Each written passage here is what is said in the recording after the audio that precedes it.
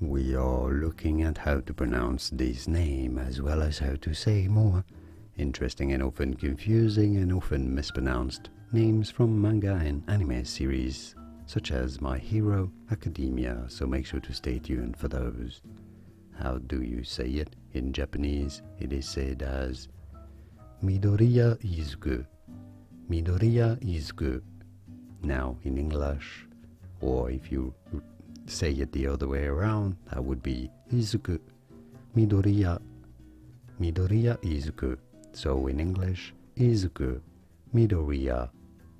Izuku Midoriya. From Japanese, Midoriya Izuku. And now you know. More videos here on how to pronounce more names whose pronunciations aren't always obvious. I'll see you there to learn more.